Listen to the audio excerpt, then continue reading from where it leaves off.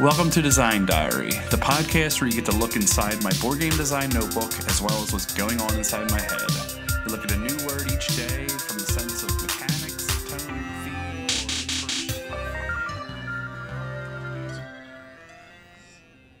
Sanguine. Definition is blood red, consisting of or relating to blood, bloodthirsty, ruddy, having blood. I mean, these go on and on, but this is the most common one, is confident or optimistic. It's the last one, which is interesting, but it's the most common one, or at least today it is. So I went with a little bit of each, and I'll read what I have. But I lost my notebook, which is, it's not like gone, like I had it yesterday, but we've been doing so much work here that everything is all over the place. So I was carrying it around, fell asleep early, crashed, and had to write this on paper, which I felt like, I don't know, terrible writing it on just regular paper. But I will convert it to my notebook so I have it once I find it. So you hear this sheet of paper everywhere. Here we go. Blood-red optimism was one of the first things I wrote. My initial thoughts, first thing that came to mind was betting on red. And the interesting things that go along with that. In roulette, I mean, there might be other games, but roulette is the one. What's interesting about it is I've seen, they show on the menu, the like digital menu here at least, the last like 15 numbers when you play roulette, and they'll show the color as well. So they'll be like, it'll hit black 10 times in a row. So the way that pushes people to either bet on black again because it's been doing it, or bet on red because it hasn't hit red.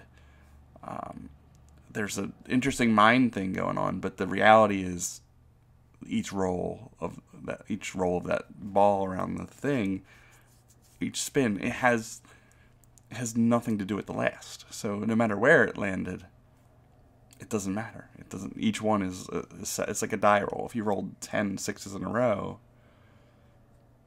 your odds of rolling another 6 are 1 in 6.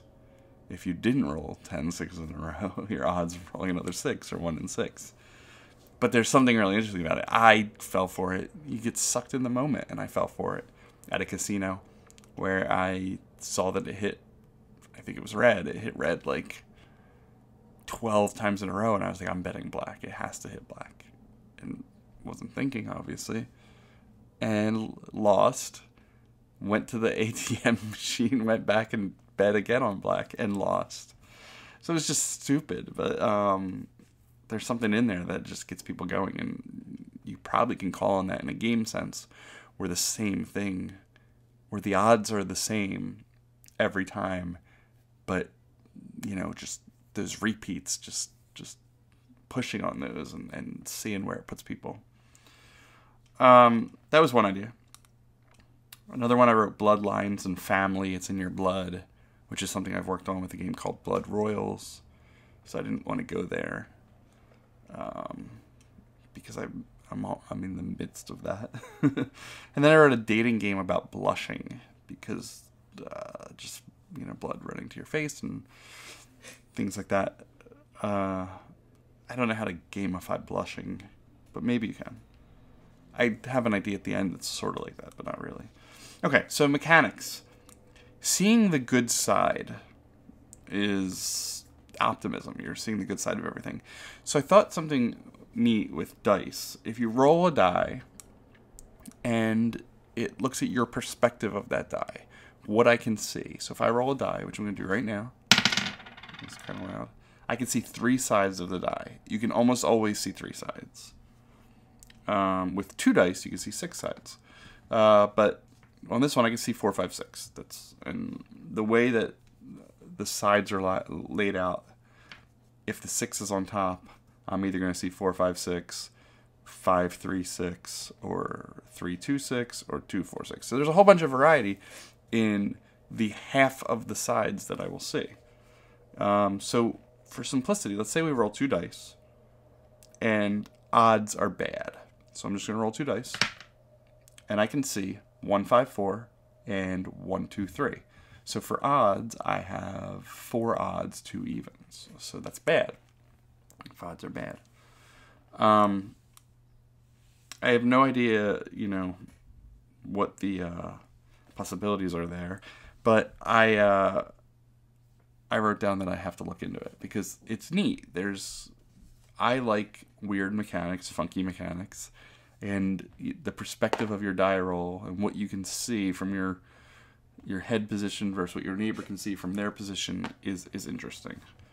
And with 6 sides on 2 dice, there's a lot to work with. You have the tops, that could mean something special, as well as as the sides that you can see.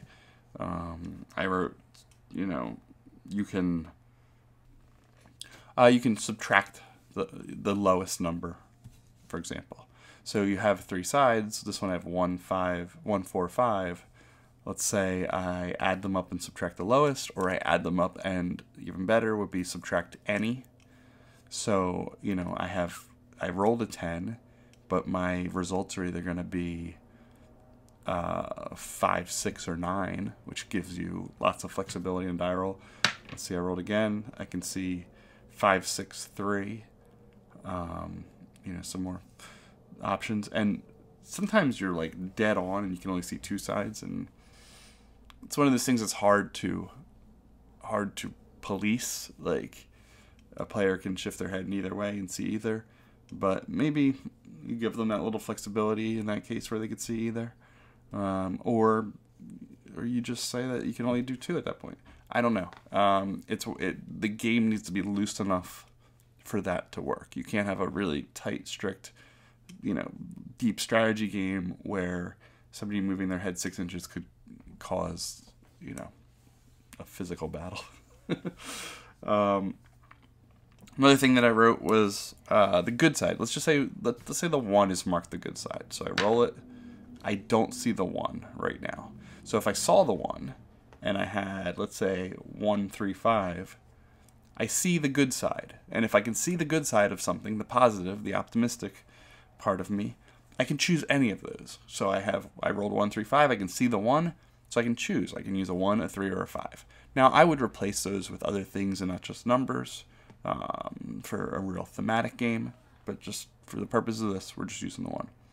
So in that case, I can use a 1, a 3, or a 5 to do whatever I want to do. On the other die, I did not see a positive side. I rolled a 5, 4, and 6. So I can't choose it, and I have to use the top. That was one of the things I went with. Seeing the good side gives you choice. Not seeing the good side limits your choice. You get stuck with something. So that's the one place I went. And then with themes, I wanted to go into themes with this new format of, the initial thoughts, the mechanics, the themes, and then my final thoughts. For themes, I said converting enemies to allies. So I tried to go with that optimism, but also with the blood red. So I thought of it with a war sense. Picture a war game where your goal is to infiltrate an enemy base, but not the intent to kill them, but the intent to make peace. Which is just, I have no idea how to accomplish that, but it's one of those things that just doesn't or has rarely happened. I don't know. I'd have to research it a bit, but it sounds a little silly.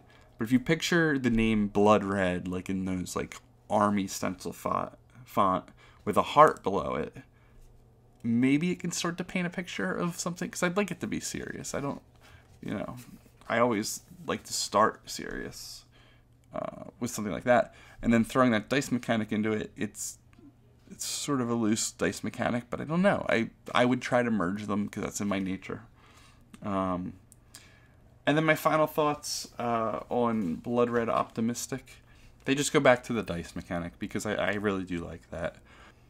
I want to do the probability math on it and try to figure out, even just at a number side of evens and odds, what are, the chances that you're going to get, 2 odds and 1 even, and just where it's going to balance out. And then going a little deeper where just the one side, if you make one or just a side the good side, then you have a 50% chance of seeing it. But what's also on that side is, you know, that's where it changes quite a bit. There are 1, 2, 3, three different combinations of what you're going to see along with that, which is neat. I think that's neat. I think it's opening up dice. Now, I don't know if that's going to cross over with something else that you can just simply get with a 12-sided die or something along those lines. But 6-sided dice are so readily available that it's neat. One of those things you can just kind of get on paper and play. So that's what I have for Sanguine. It's a cool word. I think it represents me, which is the neatest part of it. I'm very much an optimist of everything. Just a extreme optimist. Then the only thing I didn't touch on in this was bloodthirsty, but I sort of did with the war thing. And I was just trying to kind of merge them all together. So let me know if you have anything, if this inspires anything. It's the start of a new week here, so we're pushing it on Board Game Geek and on Twitter and everywhere else, but the conversation on Board Game Geek has been the biggest so far. It's been great. Some new people chiming in there. I should call everybody out. I don't have names in front of me, but it's been great to see that. So thank you, everybody. We'll see you tomorrow.